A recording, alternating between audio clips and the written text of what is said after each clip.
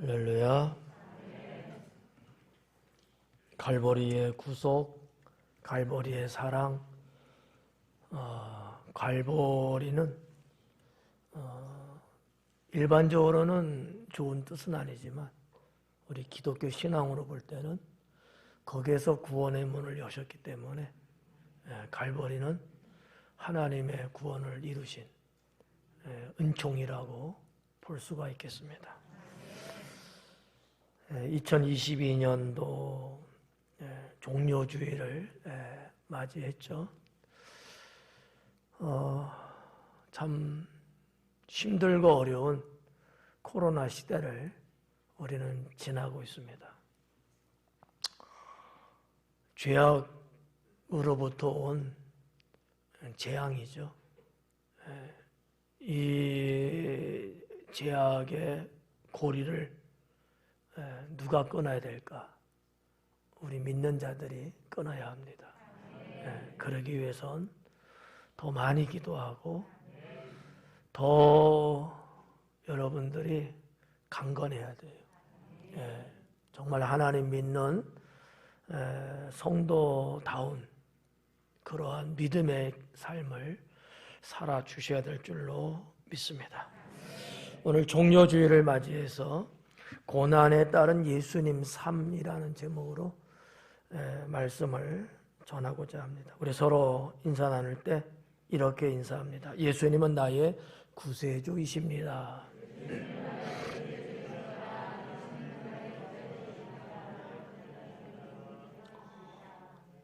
오늘은 종료주일입니다. 그리고 이번 주간은 고난주간이 되겠습니다. 인류를 구원하기 위한 예수님의 사역은 한 몇 가지 정도로 소개할 수 있습니다. 첫째는 예수님이 이 땅에 태어나셨다는 것부터 시작해서 두 번째는 사람으로서 세상을 살아가시는 것, 세 번째는 복음을 전파하셨고 그 다음에는 고난당하시고 십자가에 달려 죽으시고 또 부활하시고 승천하신 이 7가지의 어떤 단계가 이 땅에 오셔서 주님이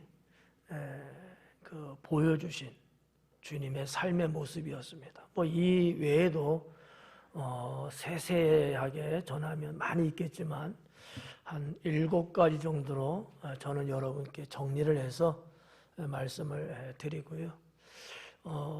어떻게 보면 신학적인 얘기예요. 예수님이 이 땅에 오셨다는 것 자체가 고난의 시작이다 라고 보는 거죠. 왜냐하면 그분은 하나님이시거든요. 죄가 없으시고 온 우주 만물을 창조하신 하나님이시거든요. 그런 분이 죄인의 육신을 입고 이 땅에 오셨다는 것 자체가 고난이에요. 신학적으로는 낮아지심이라고 이렇게 표현을 해요. 문자적으로는 비하 이런 단어를 쓰는데 그거 자체가 고난이다. 그러니까 고난의 시작은 이 땅에 오신 것부터 시작되는 거예요, 사실은. 그러나 서론적으로 말씀드리는 예수님의 삶의 단계, 이 땅에 오셔서 출생하신 것부터 부활하셔서 승천한 데 이르기까지 이 땅에서의 삶 33년을 나름대로 중요한 부분만 골라낸다면 이렇게 한 7가지 정도가 된다고 볼 수가 있겠습니다. 그 중에서도 고난당하심에 해당되는 내용의 말씀을 오늘 몇 가지로 전하면서 고난으로 인한, 고난이라고 하는 하나님의 대명제를 위한 예수님의 삶이 한 7가지 정도로 또 생각해 볼 수 있거든요. 그래서 생애 7가지는 그냥 서론적으로 여러분께 말씀드린 거고 고난에 대한 7가지, 고난이라는 것을 한 7가지 정도로 또 분류해서 볼 수 있습니다. 첫째는 예루살렘 성에 들어가심이 그 첫 번째죠.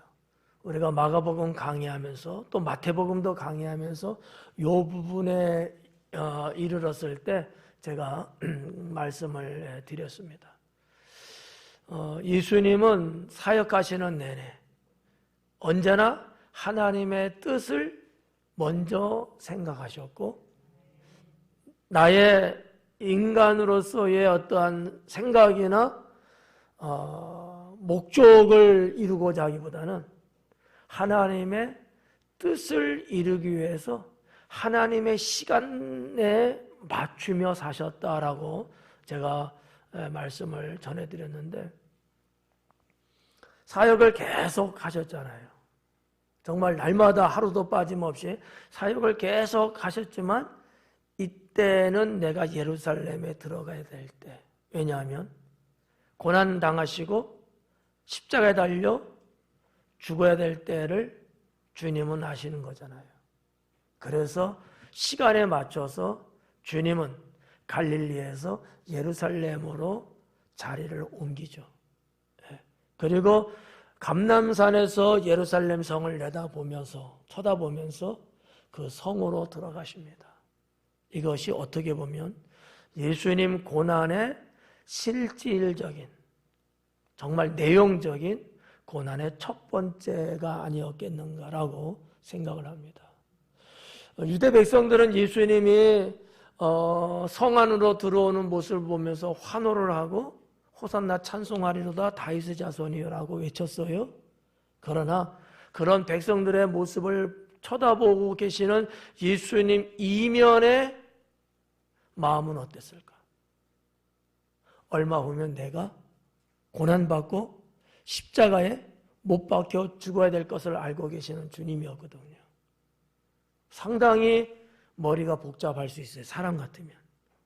그러나 예수님은 그분이 메시아고 그러시기 때문에 복잡한 생각을 하기보다는 앞에서 펼쳐지는 이 환호의 광경과 내면의 고난을 받는 것에 대한 이 심리적인 모습들이 아마 교차됐을 거라고 저는 생각합니다.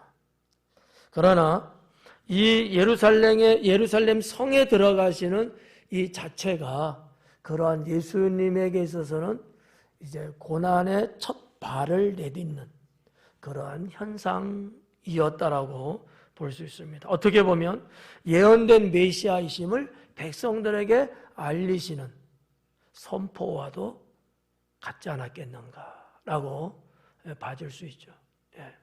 그러니까 이스라엘 백성들도 유다 민족들도 들어오는 예수님을 보고서 호산나 찬송하리로다 다윗의 자손이요 이렇게 표현했다는 얘기는 이분이 메시아라는 것을 백성들의 입을 통해서 하나님이 고백하고 선포하게 했다라고 하는 사실이죠.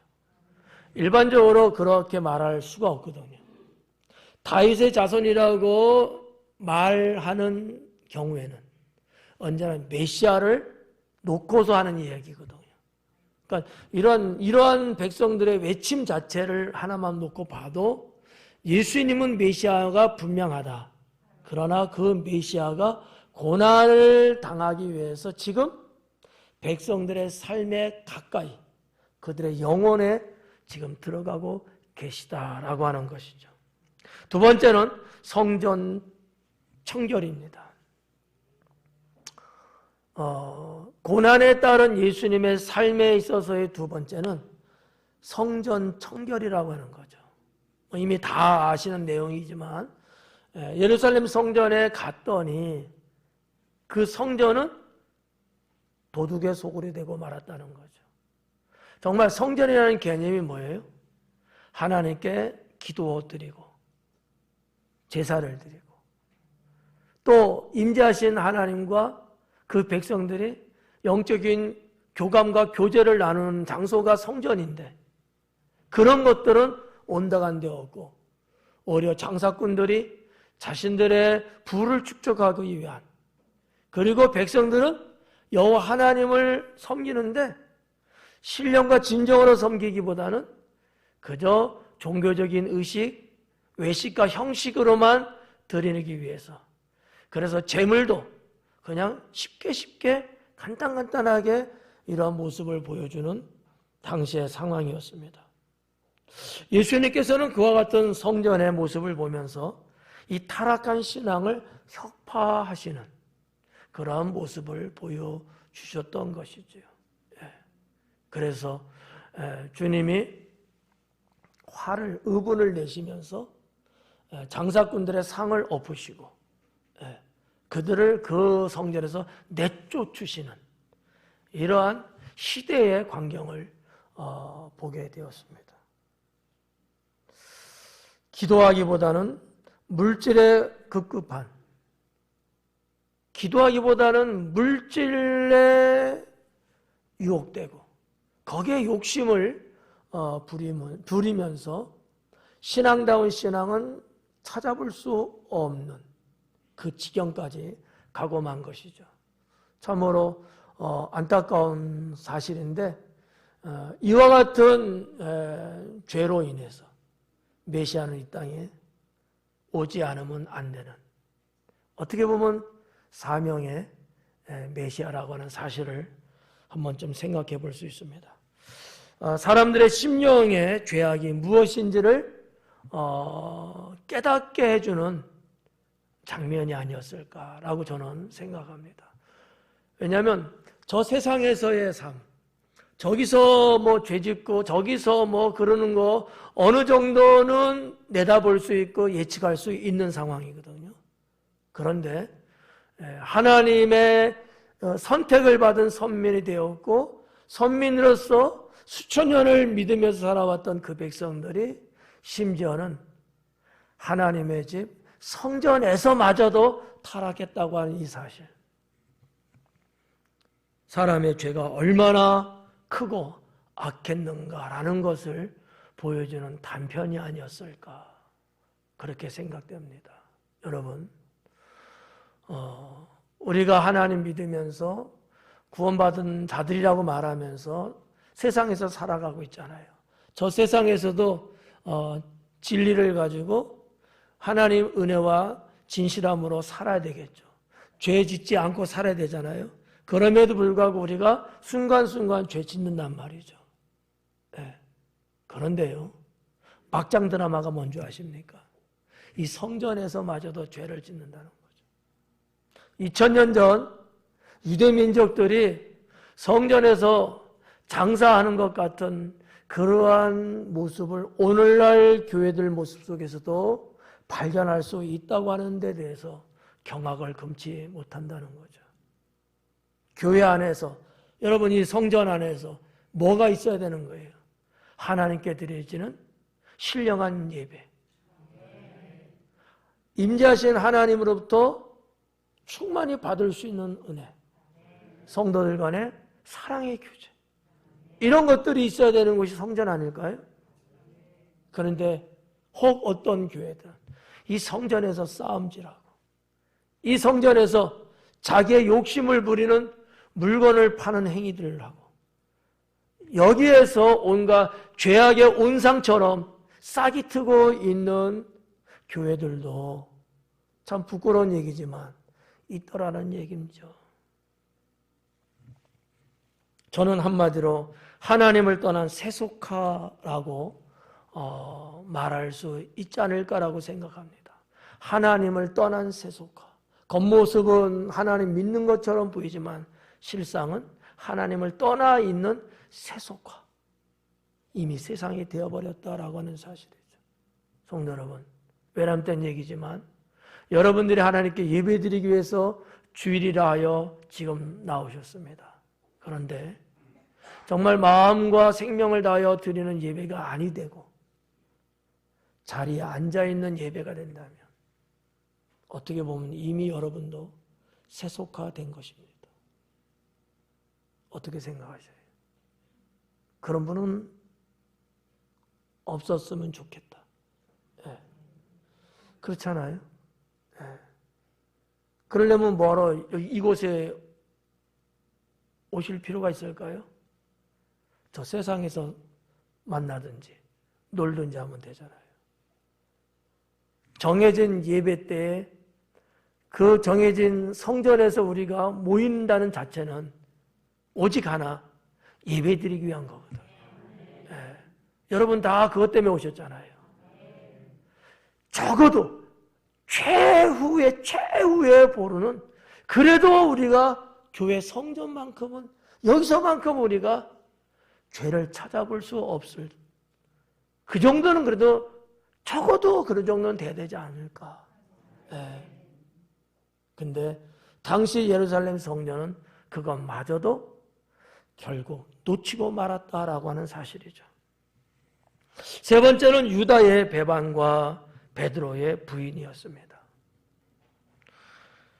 참 버림받은 아픔이라는 것은 이루 말할 수 없죠. 혹 여러분들 중에도 이와 같은 경험이 있을는지 모르겠습니다. 뭐 대상이 누구가 되든지 간에 부모가 되든 자식이 되든 친구가 되든 누가 되든지 간에 내가 누구로부터 외면당하고 버림받는다는 거, 이것처럼 비참하고 처절하고 슬픈 일은 또 없죠. 많은 사람들이 이런 일을 겪었을 때 세상 사람들은 죽음을 생각하더라고요. 죽음을. 그만큼 아프다는 얘기겠죠. 그만큼. 예수님은 직접 주님이 선택한 제자들이었잖아요. 유다로부터 배반당하고 제일 사랑한다고 하는 베드로마저도 주님을 배반하는 이러한 일을 겪으신 예수님이라는 거죠. 성도 여러분, 여러분은 주님을 배반하거나 아니면 부인하거나 떠나는 자가 되지 않기를 축원합니다. 내가 비록 연약해서 때로는 순간순간 죄는 지을지언정 주님을 배반하거나 부인하지는 말자. 오히려 내가 죄를 질 때마다 주님 앞에 자비를 구하고 용서를 구하면서 조금씩이라도 더 나은 성도로서 살아갈 수 있어야지 주님을 한순간에 배반하는 이 어처구니 없는 그러한 사람이 되지는 말아야 되겠다. 참 신앙이 무엇인지를 우리는 유다의 배반과 베드로의 배반 또는 부인하는 것, 이거를 보면서 깨달을 수 있지 않을까. 뭐가 참 신앙이냐, 어떤 게 참 신앙이냐. 저는 이것을 두 가지로 정리한다면 하나는 신뢰, 하나는 충성이라고 봐요. 참 신앙이 뭐냐? 정말 거짓없이 믿는 믿음과 죽도록 충성하는 것이다. 이게 참 신앙이다라는 거죠. 주님도 제자들의 순간순간 때때로 실수하고 잘못하는 거 주님도 다 알고 계셔요. 알고 계실 뿐만 아니라 그거를 그냥 수용하시고 그걸 또 용서하시고 쭉 그렇게 3년을 사셨어요. 그런데 이 배반만큼은 너무나 가슴 아픈 일이 아니겠느냐라는 거죠.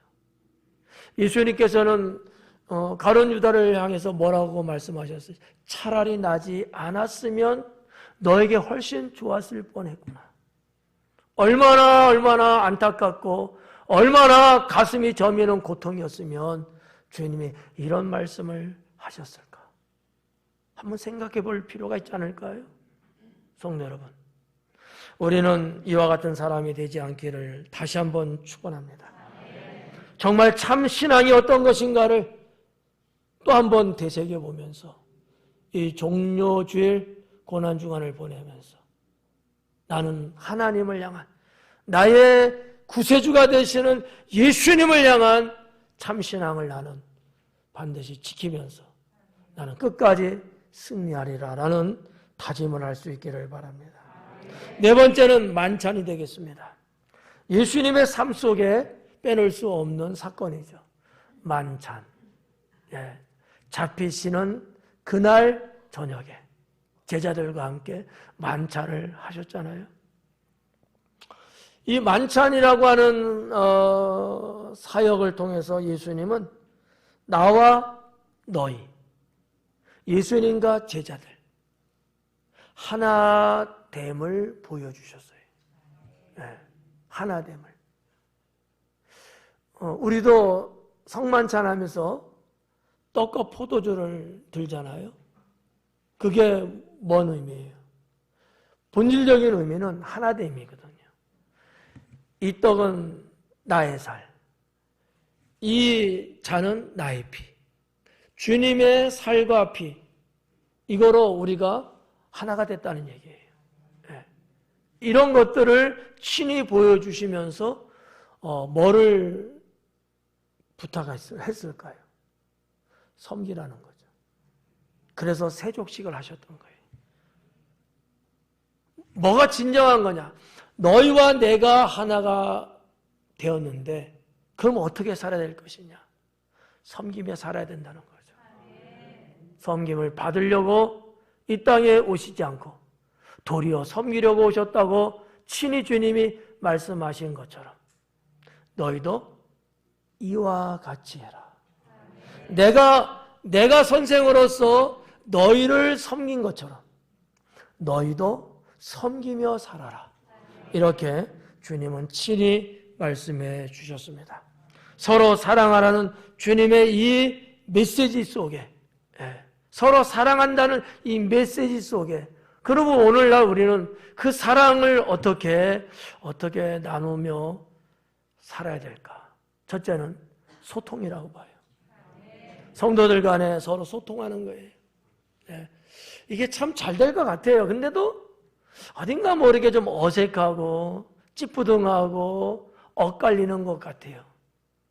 여러분들은 어떨지 모르겠습니다만 제가 우리 성도들을 이렇게 볼 때에 소통이 잘 되는 사람끼리는 잘해.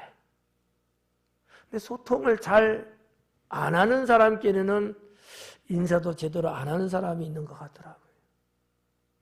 이거는 주님을 닮아가는 게 아니죠. 누가 대상이 되든 간에 소통이 잘 돼야 돼요. 여러분, 우리 인체 구조를 한번 생각해 봐요. 인체 구조. 자, 혈관이 있고 뭐 여러 가지 조직들이 있잖아요. 다른 거 다 떠나고 그냥 혈관 하나만 놓고 보면 핏줄이라고 하는 것도 좀 넓은 게 있고 좁은 게 있고 좁아도 아주 좁은 게 있고 덜 좁은 게 있고 여러 가지 있을 거 아니에요.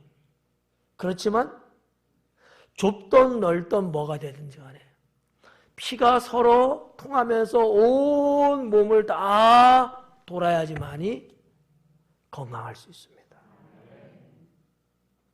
이해가요? 내가 지금 만나고 상대하는 사람이 어떤 사람이 애든 어른이든 남자든 여자든 이제 믿었던 오래 믿었던 믿음이 좋던 믿음이 약하던 뭐가 되든지 간에 서로 이 주 안에서의 소통이 잘 되어져야지만이 건강한 사람이라는 거죠. 영적으로. 소통이 잘 안 되는 성도는 건강하지 못한 사람이에요. 그래서 목사가 소망하는 것은 여러분들이 주님의 만찬이라고 하는 사건을 매년마다 동참하잖아요. 그게 뭘 의미가 있을까? 소통하지 않고 산다면 그저 하나의 행사일 뿐이고 요식행위밖에 안 되는 거예요. 그런 주님과 하나가 되는 만찬을 통해서 성찬을 통해서 정말 나의 삶의 현장에서는 내가 정말 서로 소통하면서 살아갈 수 있는 이런 진정한 모습을 가지고 갈 때에 주님의 이름으로 성찬하는 것이 의미가 있고 그게 능력이 되는 거죠. 사랑하는 성도 여러분, 소통을 통해서 교제가 잘 맺어지고요. 또 교제가 잘 됨으로 인해서 좀 전에도 말씀드렸다시피 섬김의 삶을 살아가는 거죠. 다섯 번째는 겟세마네 동산의 기도입니다.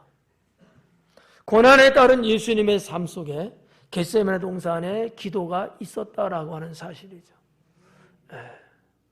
참 어떻게 보면 겟세마네 동산의 기도 이 자체만 생각해도 가슴이 멍멍해지고 눈물이 앞을 가리는 거죠. 그때 주님의 기도는 절규하는 기도였거든요. 절규했어요. 아마 성경에 기록되지는 않았지만 눈물을 흘리셨던 기도가 아니었을까.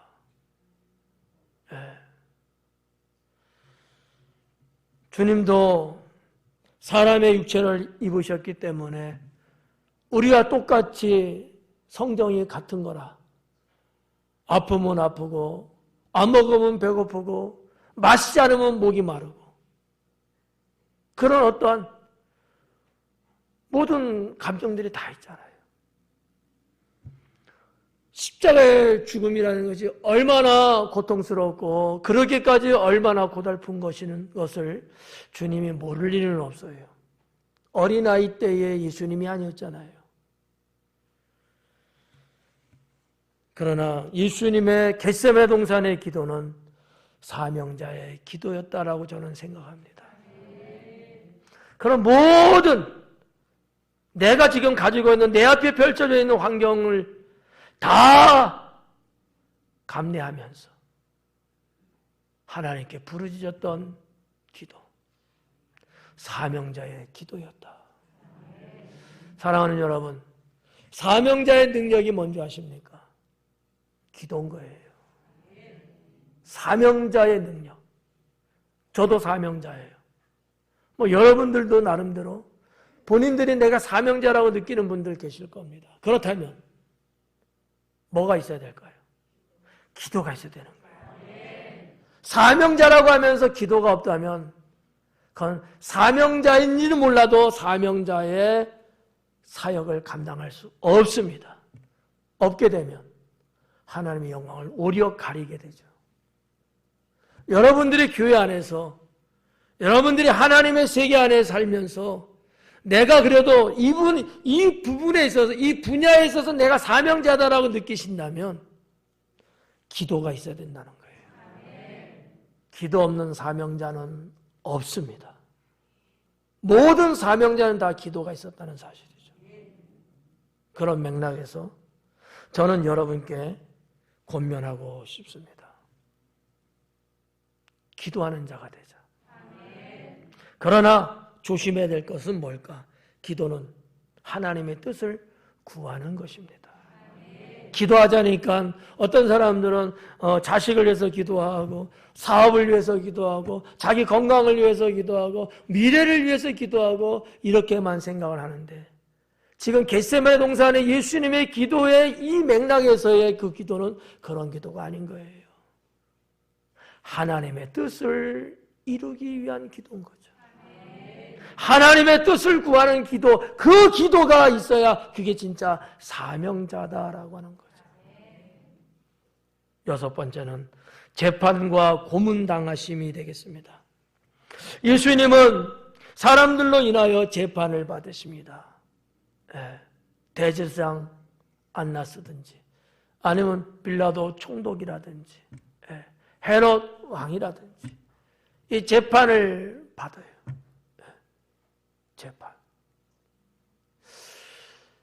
재판은요 죄인이 받는 거예요. 그러나 아무 죄도 없는 예수님이 재판을 받으셨다는 것. 오늘 본문에서도 빌라도가 뭐라고 합니까? 나는 이에게서 아무 죄도 발견하지 못했다 그러잖아요. 이게 공식적인 거예요. 그럼에도 불구하고 백성들이 폭동이 일어날 것을 염려해서 빌라도는 예수님을 마치 죄인인 것처럼 그들에게 넘겨줍니다. 예수님은 재판받으시고 그것으로 끝나는 게 아니라 죄인의 모습으로 이제 고문을 당하시는 거기까지 왔습니다. 여러분 죄값이 얼마나 무서운지 아십니까? 그러니까 예수님 자체로 볼 때는 죄가 없어요. 재판 받을 이유도 없고 고문 당할 이유도 없죠. 그러면 왜 예수님은 재판을 받으셨고 고문을 당하셨을까? 이유가 뭘까? 죄인의 모습으로 대신 짊어진 거예요. 저는 여기에서 죄값이 얼마나 무섭냐라는 거죠. 죄값이. 고통과 죽음이에요, 죄값은. 오늘날 우리도 세상을 살아가면서 죄를 짓고 살아가면 주님 앞에 지은 죄를 회개하지 아니하고 여전히 죄 가운데 살아간다면 인생을 살 때 여러분 죄값을 당하며 살 수밖에 없어요. 그건 고통이에요. 결국은 사망이죠. 이 부분을 여러분 보셔야 돼요. 예수님이 재판받으시고 고문당하셨다. 끝! 이렇게 생각하면 안 되는 거예요. 죄값이 얼마나 무서운 것이냐. 그런데도 나는 지금도 죄를 짓고 여전히 살고 있는 건 도대체 뭐냐 이거죠. 우리는 빨리 이 죄에서 벗어나야 된단 말이에요. 죄와 싸워서 이겨야 되거든. 혹이나 이기지 못하고 죄에 눌리게 되면 주님 앞에 구하여서 회개하고 용서함을 받아서 죄가 없도록 해야 되겠죠. 이게 안 되면 여러분 하나님 믿어도 죄값을 받게 돼요. 그냥 하나님 믿는다고 세상 살면서 여러분 마음껏 편안하고 좋고 그런 게 아니에요. 이 세상이 위협하고 있는 수없이 많은 일들이 우리를 우겨싸움하고 있다고요. 그 해를 안 받을 수가 없다는 거예요. 죄로부터 자유함을 얻을 때 내가 죄와 상관없이 살아가는 하나님의 자녀로서 인생을 살아가야지만이 하나님께서 은총을 베푸셔서 이 세상에서 받을 수밖에 없는 이 고통과 죽음이라는 것을 우리는 벗어날 수 있다라고 하는 것이죠. 겉으로 볼 때는 다 하나님 믿는 사람, 저 사람도 교회 다니고 저 사람도 교회 다니고 저 사람은 교회 집사고 저 사람은 뭔데, 근데도 불구하고 세상에서 그 고통들을 당하면서 힘들게 죽음의 사선을 넘어가면서 사는 분들이 있잖아요. 물론 인간이기 때문에 그럴 수 있어요. 그러나 신앙의 한편으로 보면 뭐 때문에 그랬을까? 하나님 믿는 건 맞지만 죄값을 받고 있는 거예요. 어떻게 보면 여러분 성경에 믿음의 사람들 많이 나오잖아요. 잘 믿었다는 얘기들이 많이 나오잖아요. 그럼에도 불구하고 그들이 어느 순간에 하나님 앞에 죄를 짓고 하나님이 원하시고 기뻐하시는 일을 하지 아니하고 자기의 교만에 빠져서 살아갈 때는 언제나 하나님은 심판하셨습니다. 하나님 믿는다고 심판 안 받는 게 아니란 말이에요. 하나님과 관계에서 죄 없이 살아갈 수 있는 길을 가야 된다는 거죠. 재판과 고문당하심이라는 이 사건을 통해서 우리는 이 부분을 한번 깊이 생각해 봐야 돼요. 여러분 하나님 다 믿으시죠? 죄 없이 살고 계셔요?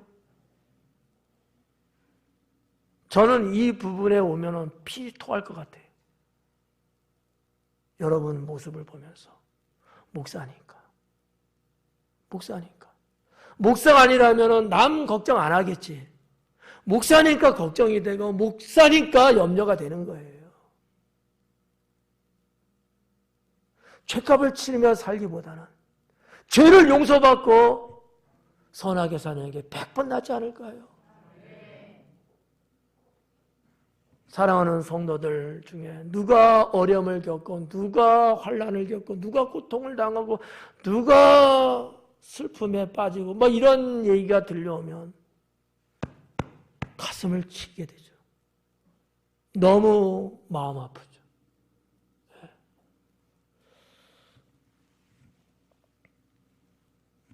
하나님은 우리의 영혼의 아픔과 고통에 대한 치료를 원하십니다. 찢어지고 회파되고 망가진 우리의 영육이 회복되기를 원하십니다. 그러려면 뭐가 필요할까요? 죄 없이 살아갈 수 있는 게 필요해요. 죄 없이. 죄는 짓지만 그러나 주님 앞에 회개하고 용서받아서 죄 없이 살고, 죄의 유혹은 오지만 그 유혹과 싸워 이겨서 죄 없이 살고, 이러한 신앙의 형태, 이러한 신앙의 영성이 정말 사랑하는 여러분들에겐 있어야 합니다. 마지막 7번째는 십자가에서 죽으심이죠. 예수님은 십자가에서 죽으심의 모습을 보여주셨습니다. 예수님의 죽으심은 어떠한 죽으심일까? 화목 제물로서의 죽으심이었습니다. 화목 제물. 화목 제물. 하나님과 사람과의 원수된 관계를 끊으시고 친히 그들을 구원하셔서 아버지와 아들의 관계를 맺기를 원하셨던 주님. 그러기 위해선 다른 방법이 없었어요. 구약의 제사 형식처럼 화목제가 필요했던 거죠. 화목. 예수님은 화목제사의 제물이 되셨다는 사실입니다. 죄에 대한 율법의 요구를 완성시켜서, 죄에 대한 율법의 요구가 있어요. 율법은요, 죄인은 무조건 책임을 지게끔 만들어요. 율법의 요구예요. 여러분, 각 나라의 법도 그러잖아요. 죄지면 그 나라에 만들어 놓은 법에 의해서 처벌받잖아요. 이게 법의 요구예요. 신앙으로 말하면 율법의 요구라고요. 율법의 요구야. 우리가 죄로 인해서 죽어야 돼. 그래서 율법은 뭐라 그래요? 그러면 사망이라는 거죠. 이런 율법의 요구를 예수님은 십자가에서 죽으시면서 요구를 다 들어주시는 거야. 요구의 완성을 이루신 거라는 거죠. 그로 인해서 뭐를 주셨을까요? 참 자유를 주셨다는 거죠. 참 자유. 예수님 믿지 못하고 구원받지 못한 자에게는 자유가 없어요. 육신의 자유, 세상에서 자유, 이건 있을 줄 몰라도 영혼의 자유가 없어요. 결국 그들은 사망으로 가야 합니다. 우리에게는요, 영원한 천국이 있죠. 그러니까 예수님이 십자가에서 죽으신다는 이 사건, 이거는 화목제물의 사건이에요. 죄인을 구원하기 위한. 반면에 율법의 요구가 있어요. 이것을 들어줌으로 인해서 이제는 누구든지 예수님 믿는 자는 죄인이 아니고 구원을 받게 되는 거죠. 이거 마지막 7번째가 여기에 해당된다고 보시면 되겠습니다. 사랑하는 성도 여러분, 예수님의 고난은 끝났지만 여전히 죄인을 구원하기 위한 고난은 남아 있습니다. 뭘까요? 성경은 교회에 남겨놓은 고난이 있다고 합니다. 교회에 남겨놓으신 고난이 있다는 거죠. 죄인을 구원하기 위한 고난, 십자가의 죽으심, 예수님이 다 해결했어요. 그러면서 교회에 남겨놓은 고난이 있는데 이 고난은 구원받은 자들이 담당해야 될 것입니다. 아직도 주님을 믿지 않고 세상에서 죄악 가운데 방황하고 사망의 길에 들어서서 아무것도 모르고 걸어가고 있는 그들을 구원하기 위한 고난을 우리가 담당해야 된다는 거죠. 그러려면 뭐가 필요할까요? 복음 전하는 거요? 당연히 필요하죠. 그것보다도 그들을 위한 섬김이죠. 네. 그게 예수님이 보여주신 모습이에요. 3년 동안 복음 전하면서도 여전히 섬기셨고, 죽음 앞에서도 섬기셨고, 죽음으로도 섬기셨고, 부활하시고도 섬기셨고, 여전히 섬김이었다는 사실이에요.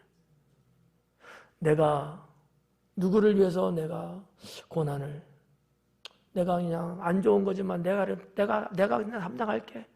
이 얘기가 뭘까요? 섬김이에요. 사랑하는 성도 여러분, 늘 예수님의 고난을 삶에 새기시면서 그 고난을 피하려고 하기보다는 고난을 통해 새 삶을 선택하시고 주님의 영광에 더욱 가까이 나아갈 수 있는 그러한 성도가 되기를 바랍니다. 고난이 없이는 영광이 없다고 성경은 말씀하고 있고, 고난에 동참한 자가 영광에 참여하게 된다고 말씀하셨으니 우리 당진 순복음교회 모든 성도들은 이 종료주일 고난주간을 맞이하면서